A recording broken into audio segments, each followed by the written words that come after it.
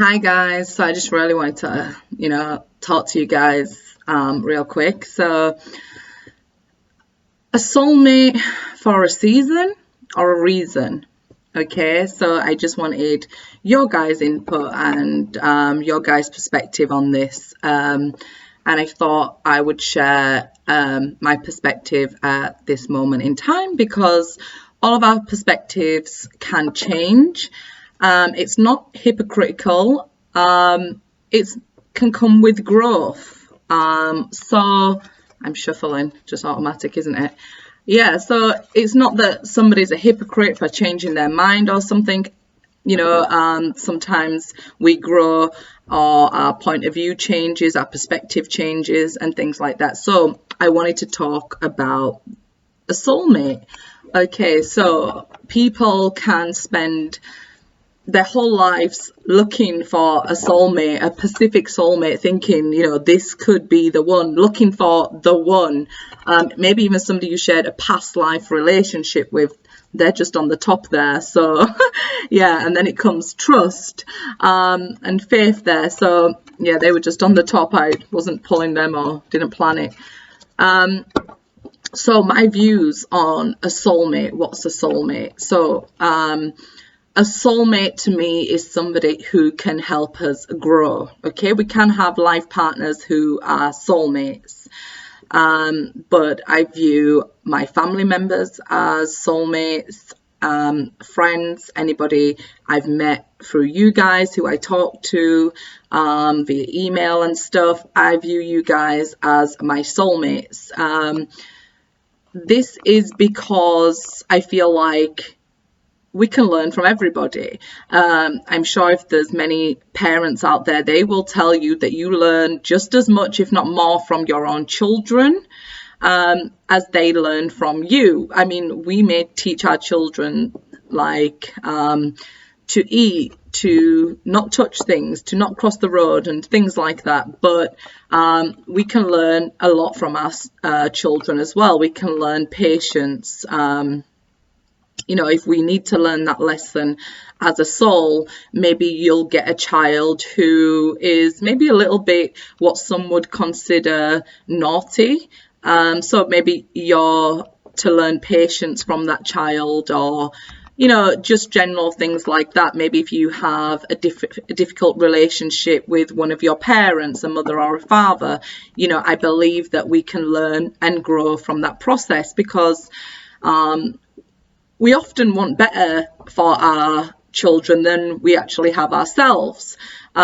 So, maybe there is probably quite a few people who have difficulties with their parents. So, and we often see the Healing Family Issues card, and people will think, well, how does that connect to my romantic soulmate? And maybe because that's your view that you just have a soulmate who is a romantic partner. So you may be looking at readings and thinking, well, it's supposed to be about my soulmate connection, and it's talking about maybe my childhood and things like that.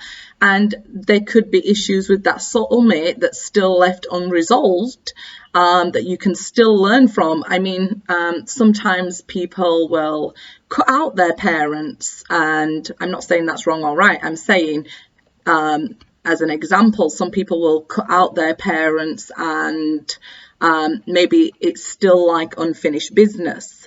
So there could be something that your soul has agreed to learn at that time. So that's like one example as, a parent or a child being a soulmate. So a lot of us look at romantic soulmates and feel like they're the one for me, or they're only one for me. But we can have a few great loves throughout our life. Maybe we'll have our first love, and that'll teach us something. Then we can have maybe a love that's not so great, and that'll teach you things. And then you'll have this love where there's a very deep love connection, and then you break up with them. So, and it can cause you the most growth there. So it's like certain milestones that you're hitting, you know, paths of growth that you're hitting. I think, like, what do people call it? Like, say there'll be certain stages, say going into womanhood, you know, maybe having your first boyfriend, or, you know, first menstrual cycle and things like that. Or like for guys, maybe losing, you know, your virginity for the first time, or, you know, there's certain milestones that we hit, certain growing spurts that we hit, and maybe there's different soulmates around us at that time. So that's my sort of belief, and I just thought, you know, we can sometimes hold on to soulmates that aren't meant to be in our life, and that's the codependency card, you know, feeling that we can only be happy with that person, and that'll probably teach us the most growth and things like that, learning to love ourselves. So, you know, we're not supposed to hold on to them forever, and I call them, you know, a soulmate for a season. Not that they're not important, it's just that they're maybe not supposed to spend your whole life together. Some people, men and women, face like serious trouble in relationships, so you're not supposed to stay in them. You're supposed to, you know, learn what you're supposed to learn, get your strength, and then get out of that and hopefully move on to something better. Can be the same with parents and children. I'm sure a lot of you will agree that, you know, because when you're a child, you can look at adult things very differently. And then when you become an adult, then maybe you're like, oh, I see why my parents did this and did that. So, you know, certain coming of age milestones that we hit and can grow from. So maybe once you've understood things from a compassionate perspective, maybe from, say, for example, your parents went through a divorce or anything like that, was troubling towards you, and you couldn't understand it as a child, and it's hurt and it's carried it with you. That's something you would want to heal. I'm not saying you have to stay with these people. I'm saying it's something that you would want to heal. Maybe you look at things differently. Oh, I see. Now I've been through that sort of relationship myself. I can see where my parents might have, you know, gone wrong there. So I'm going to take that on board. I'm going to, you know, let it go, because the more we hold on to things, we're not learning from it, you know, and we're not allowing anything else to come in. So maybe when you see the forgiving your parents card or healing family issues card, you know, maybe that's something that if you look within you, that you can sort out, and it's stopping you moving forward with a new soulmate. Because like I said, we have these coming of age milestones, our souls, I believe. That's my belief. It doesn't have to be your belief. That's why I'm making the video. I'm really interested in looking at other people's point of views. So then my belief sort of on, you may see people commenting about twin flames and things like that, or and this is when I'm saying, you know, a soulmate for a reason. They may teach you a very big milestone and cause the most changes in you. So yeah, the things about that you'll see about twin flames being put on, I feel like it's a very sensitive subject. I don't like doing general readings about them. Sometimes they just come out and you can't help it. And often I'm like, because they're very deep, and a lot of people maybe just are, you know, like, oh, this is a soulmate and it's only the one person in the world for me. Same as a twin flame. It doesn't mean that you're meant to be with that person forever. You're actually supposed to, as a twin, heal yourself, put positivity back out into the world. So, you know, one of the major signs of being in a twin flame relationship, and what people overlook, let's say, with a false twin because there's so much information out there. So people will say, yeah, I had a very difficult relationship and I can't seem to let this person go. So, and I've read this information about twin flames, so I feel like this person's my twin flame. So a major thing for me to recognize a false twin flame: this person will not be abusive to you physically, emotionally, or, you know, any sort of way, okay? They will, when you go through separation or time apart, you know, what did you do from there? Did you just sit in your bedroom and feel like, okay, I'm going to wait for them because they're my twin flame? Or did it start you on a journey into putting light back out into the world, doing good for the rest of the world, not focus just solely on, okay, this is my romantic partner, this is who I'm supposed to be with? You know, really look at these things. You know, if this is my twin flame, what did it awaken in me? Did it awaken, you know, my work for humanity, or did it just send me into a slump of depression? So, you know, really look at these things. That's why I don't do on general, because I feel like it can be sort of irresponsible for me to put it out there and say this person's your twin flame when we can have 40,000 people watching a video. And, you know, I feel like it's just irresponsible of me because I don't know that person's situation, because I haven't even spoke to them and things like that. You know, we all have to use our own discretion, but, you know, I can't supervise every person. Are they in an abusive relationship and, you know, they just feel like, okay, I have to take this because this is what the divine wants for me? No, the divine wants you to love yourself and put good out into the world. So yeah, enough on that. So a soulmate for a reason. Okay, so the difference between a soulmate for a season and a soulmate for a reason: they can have many similarities and they can come in very quickly, or they can leave very quickly and they can stay for a long time, or, you know, so they have similarities. A soulmate for a reason, to me, is somebody who, after being in your life, they'll teach you something major or spark something major within you for you to learn and grow.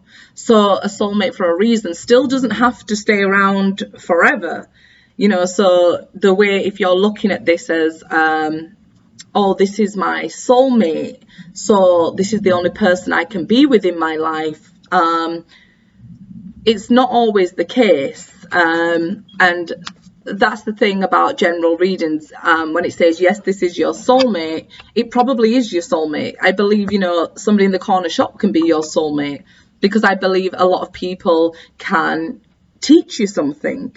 So, you know, that's what I believe soulmates do. They're here to teach us. They're here to help us, be with us through certain times or leave at certain times. So yeah, what do you think soulmates are? Are they for a season? Are they just around for a short time? And then, you know, maybe you'll meet your twin flame? Or do you believe that every soulmate has a reason to be with you and a reason to stay in your life forever? Is that a soulmate for a reason? Is that a permanent soulmate for you guys? So, a romantic soulmate.